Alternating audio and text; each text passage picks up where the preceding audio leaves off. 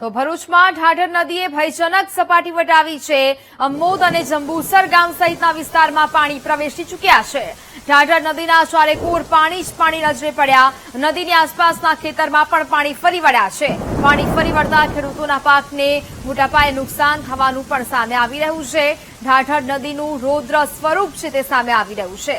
નદીના પાણી છે તે ચારેકોર ફરી વળતા મોટા પાયે નુકસાન થયાનું પણ સામે આવ્યું છે। ખેતરમાં નદીના પાણી ઘૂસી ગયા હોય તેવું સામે આવી રહ્યું છે અને હાલ તો ભરૂચમાં ઢાઢર નદી આ ભયજનક સપાટી પણ વટાવી દીધી છે।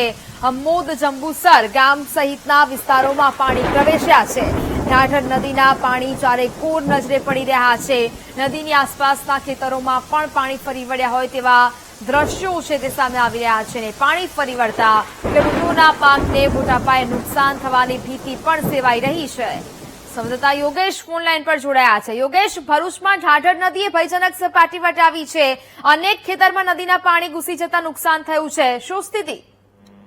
જે ચોક્કસથી જણાવે જે પ્રમાણે આજવા સરોવર ડેમમાંથી જે પાણી છોડવામાં આવ્યું હતું તેને લઈને ઢાઢર નદી ભરૂચના જંબુસર અને આમોદ ખાતે ભયજનક સપાટી પર વહી રહી છે।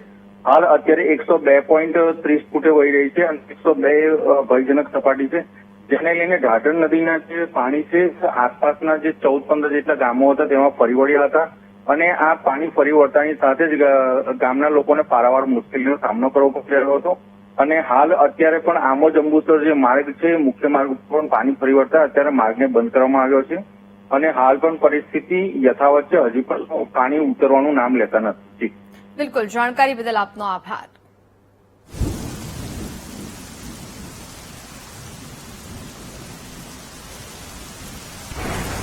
તો કચ્છના માંડવીમાં ભારે વરસાદથી